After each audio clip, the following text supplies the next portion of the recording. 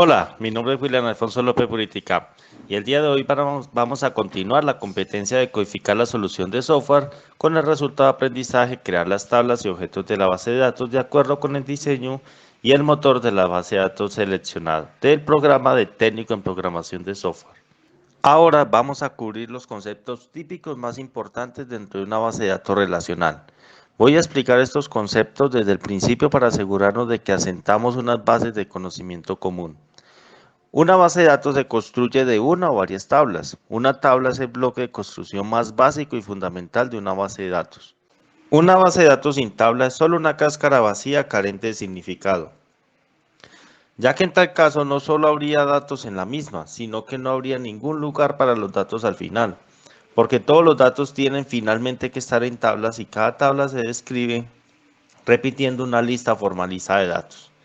Visualmente a menudo se representan como una hoja de cálculo. Estas tablas se componen de columnas y de filas que van de izquierda a derecha y de columnas, un poco como las columnas que sostienen un edificio de arriba a abajo. Y si tienes varias tablas dentro de la base de datos, cada tabla diferente contiene información, pero siempre repite teniendo filas y teniendo columnas. Así que cuando tenga diferente número de filas y diferente número de columnas, finalmente siempre son lo mismo. Dentro de cada una vamos a encontrar filas y vamos a encontrar también dentro de ellas columnas. Cada columna, por lo tanto, describe una pieza de los datos. Las titularemos algo así como nombre, apellido, fecha de contrato. Y muy importante, no solo van a tener un nombre, sino que también tienen una descripción del tipo de datos que va a contener. Si va a contener texto, o nombres, o fechas, o números, como por ejemplo. Cada fila debe tener la misma estructura, cada fila debe tener el mismo formato, no está permitido desviarse de la estructura que nos dan las columnas. Por lo tanto, cada fila es un cliente y cada columna describe una parte muy específica acerca de los datos de ese cliente. Cada tabla define qué columnas son y qué definición tienen. Imponen normas sobre los datos y una vez que describamos estas reglas, el sistema de gestión de bases de datos no nos va a dejar escapar de ellas. Por lo tanto, si digo por adelantado que la columna llamada, por ejemplo, fecha de alta, debe contener una fecha, no puedo poner en una fila simplemente un texto porque no me lo va a permitir, sino que, por ejemplo, un nivel debe contener un número, debe contener un valor, no puedo introducir tampoco texto. Así que al final, por lo tanto, tenemos tablas que contienen filas y que contienen columnas. No suena mal de hecho, no es absolutamente nada malo, pero debes darte cuenta de que no puedes pensar en esas cosas de la misma manera al mismo tiempo, porque todas tienen un orden. Primero tienes que definir las tablas. Una vez que hayamos definido esas tablas, vamos a definir las columnas. Y una vez que hayamos definido esas columnas, solo cuando ya lo hemos definido primero una tabla y luego la columna vendrán las filas. Y una vez que hayamos definido esas columnas y anteriormente tablas, entonces ya en el uso del día a día vamos a trabajar en esas filas, agregando nuevas filas en los datos, actualizando las filas, eliminando esas filas existentes. Uno de los primeros requisitos con los que nos vamos a encontrar es la capacidad de tener acceso específico a una fila determinada e inconfundible dentro de una tabla, como por ejemplo a un cliente si estuviéramos trabajando con esa tabla concreta. Por eso necesitamos el siguiente concepto que vamos a presentar, que es el concepto de la clave. Casi todas las tablas de una base de datos requerirán de una clave. La clave es una manera de identificar una sola fila en particular. Se crea típicamente como una columna que contendrá un valor único garantizado para cada una de las filas.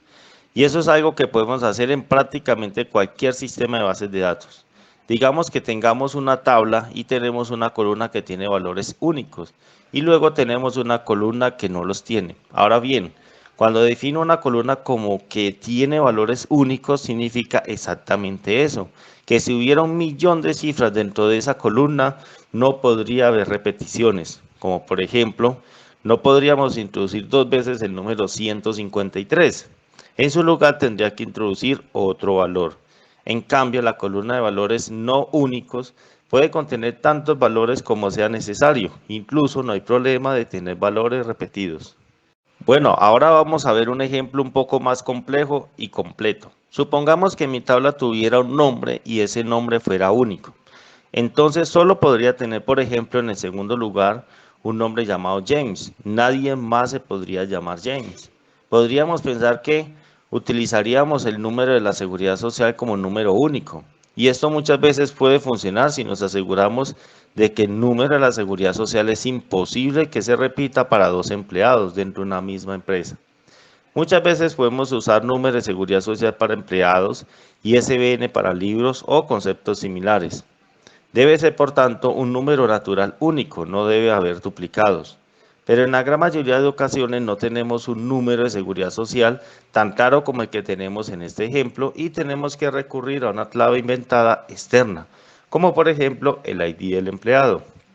Así en este caso tenemos una tabla ID empleado y esta es la clave principal de la tabla. Es la única pieza de la tabla que puede identificar a una fila y solo a una fila.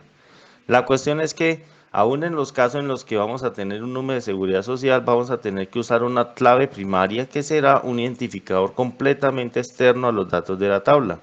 De esta manera tenemos un identificador propio exclusivamente de la base de datos.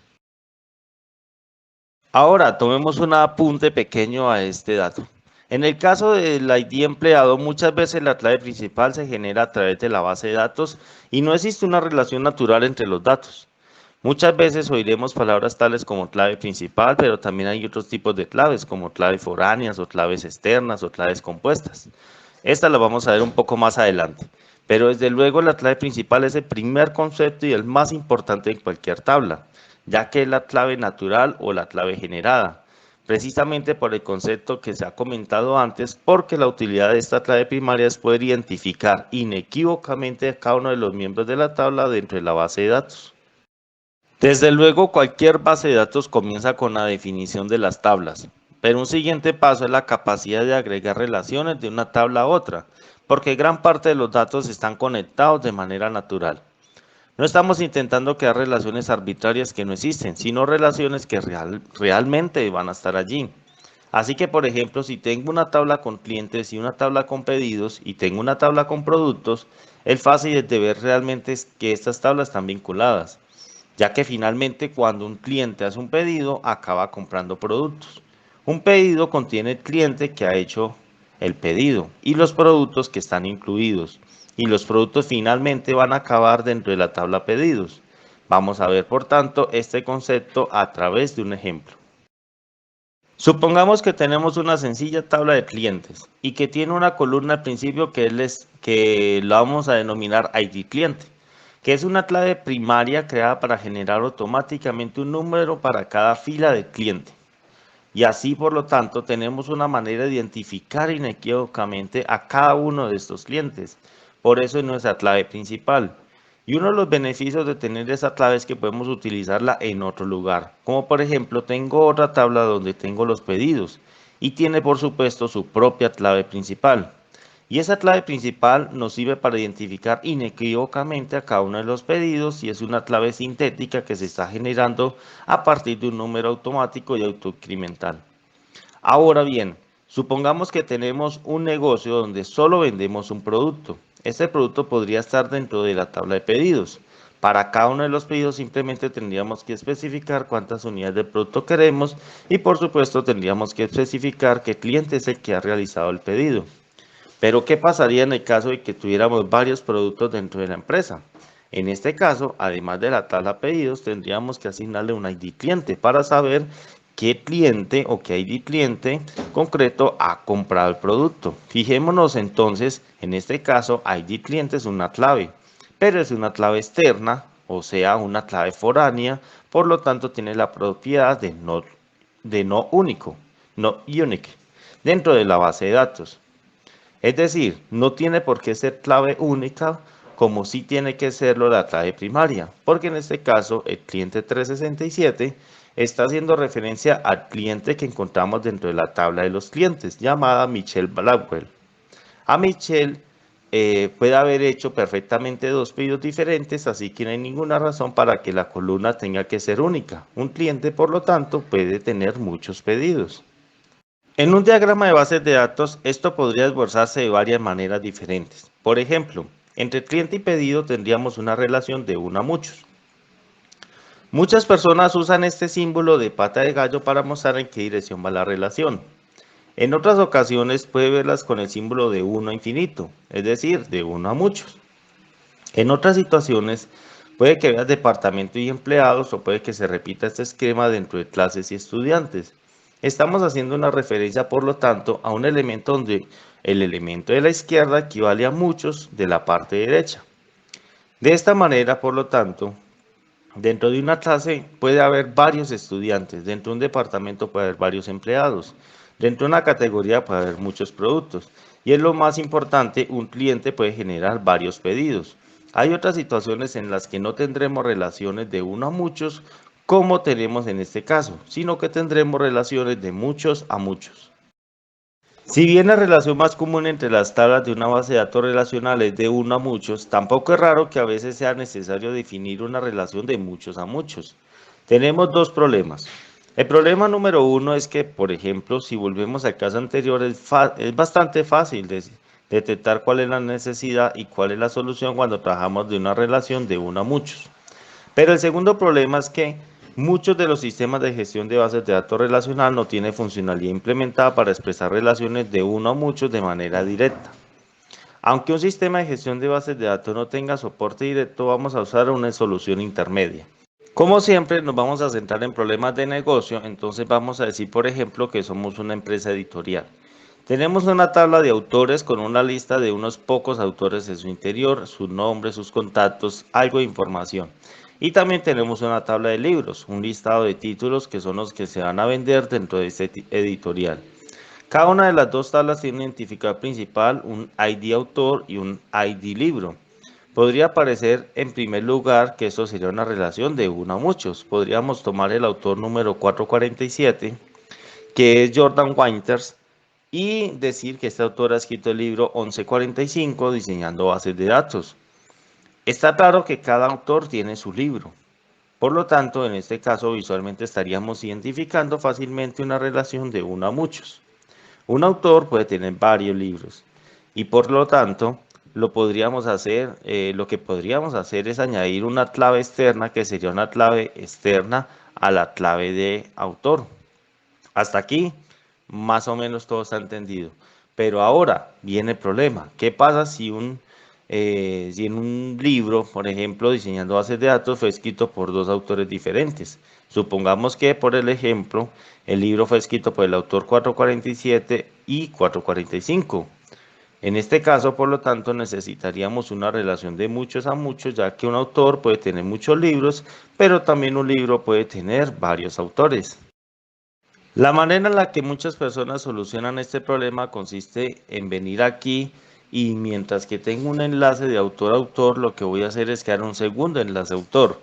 Lo que hacemos es añadir dos columnas de ID autor y por lo tanto ahí lo que podía hacer es añadir un nuevo autor. Sin embargo, añadir nuevas columnas a las tablas es algo que está bastante desaconsejado. Finalmente, lo que estaríamos haciendo es duplicar los datos. Por lo tanto, vamos a quitar esa técnica. Algo también rápido y sucio que podría hacer consistiría en introducir varios valores separados por comas dentro de la celda de autor. Pero esta solución, una vez más, al igual que la anterior, es una solución poco tramposa. Por lo tanto, esta solución, aunque es posible, y no voy a decir que no, muchas veces se acaba haciendo. Es una solución desaconsejada. Entonces, si ninguna de las soluciones que estoy planteando hasta ahora parece válida, ¿cuál sería esa solución válida?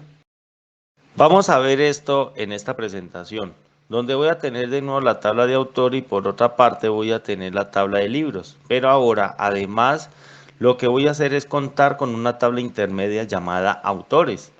Esta tabla recibe el nombre de tabla de unión o tabla de enlace y su única razón para existir es la de unir la tabla de autor y la tabla de libro.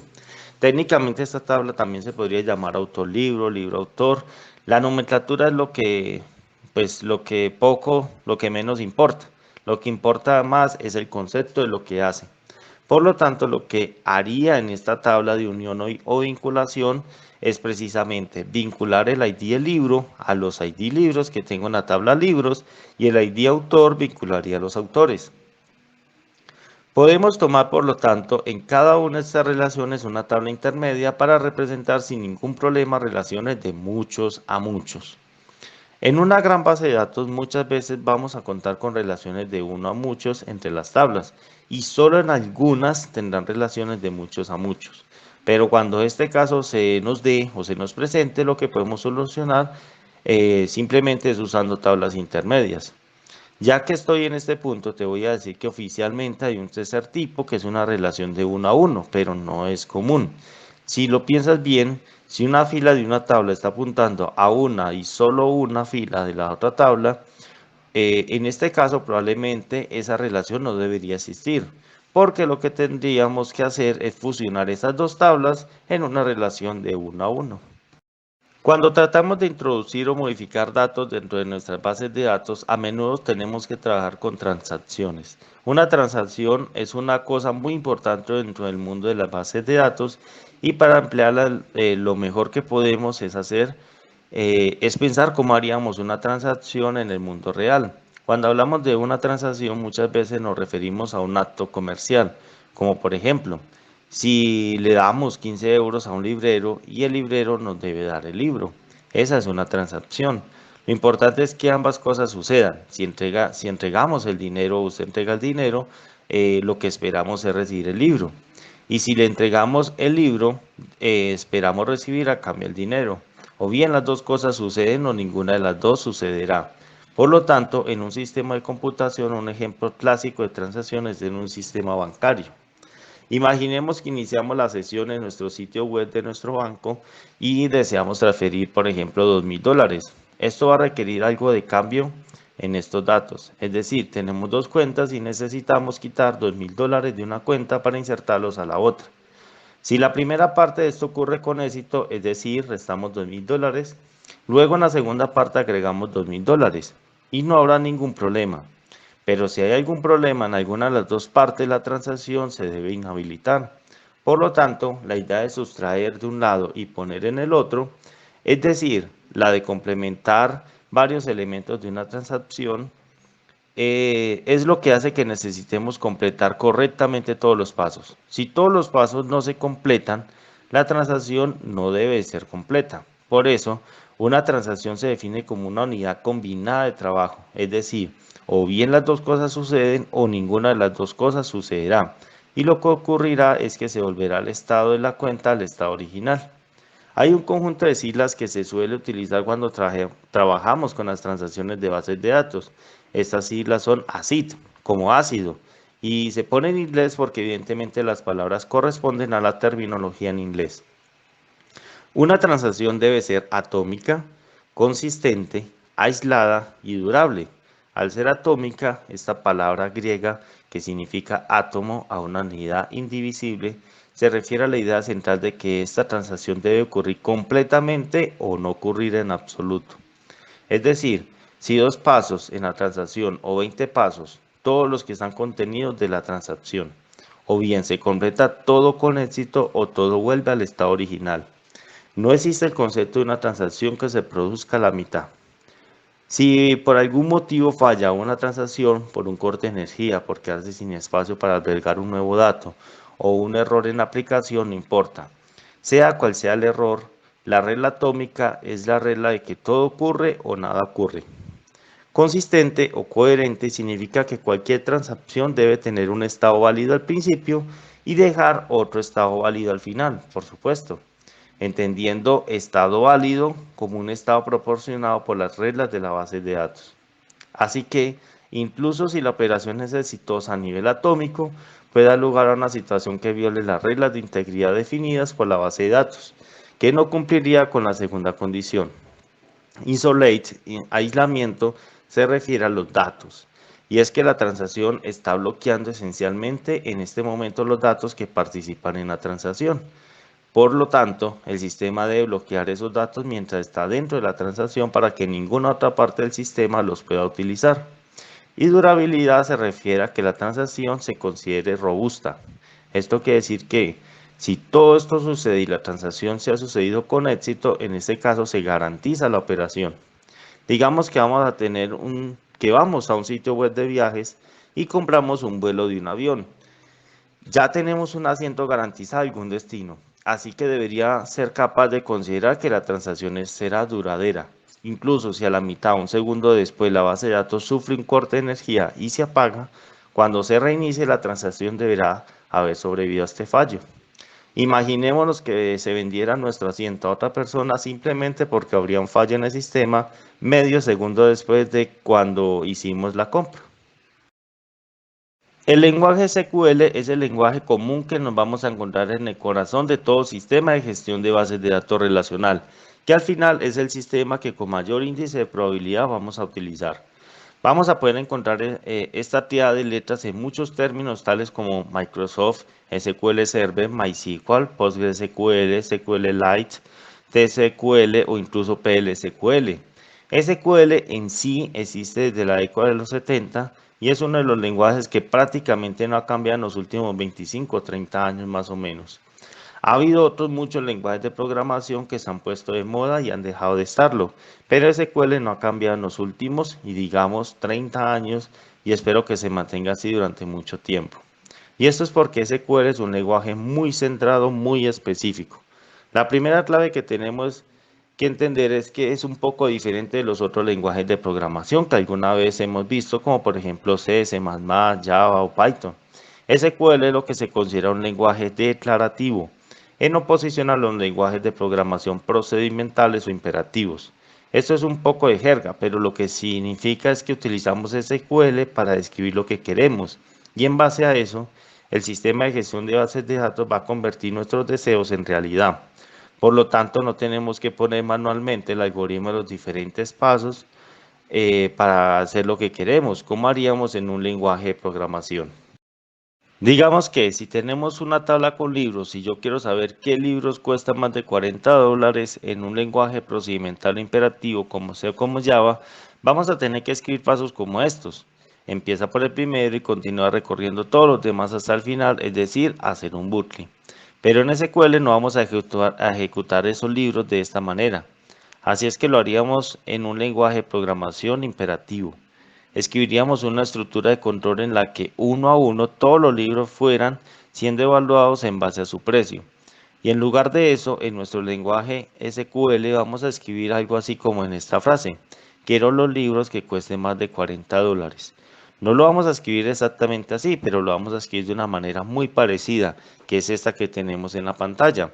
Select asterisco, donde el asterisco se traduce un poco como todo, from libros, donde libros es el nombre de la tabla, where precio mayor 40. Notemos que en este caso la diferencia entre las palabras que están en castellano y las palabras que están en inglés.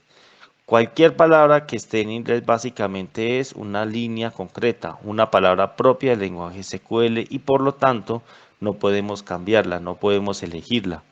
Pero en este caso concreto vamos a encontrar dos palabras en castellanos que son libros y precio.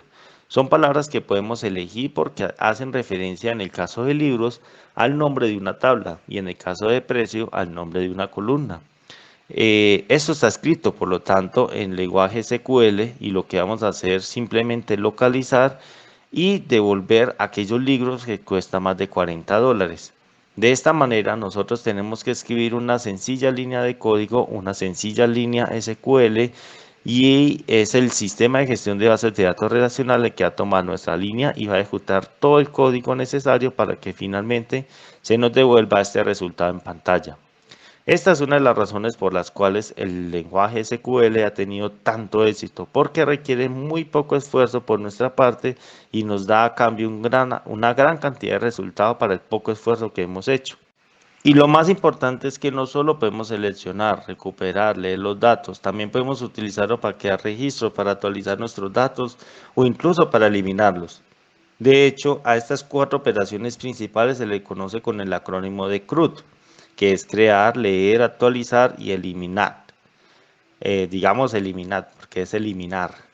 Técnicamente esto en inglés es create para crear, read para leer, update para actualizar y delete para eliminar. La gran mayoría de los sistemas de gestión de bases de datos tienen su propia versión ligeramente diferente del núcleo del lenguaje SQL. Así, por ejemplo, si trabajamos en Oracle, se utiliza PLSQL. Si trabajamos en Microsoft SQL Server, se utiliza Transact SQL o se abrevia como TSQL. Pero básicamente los conceptos iniciales de SQL funcionan en todos los lenguajes de bases de datos relacional.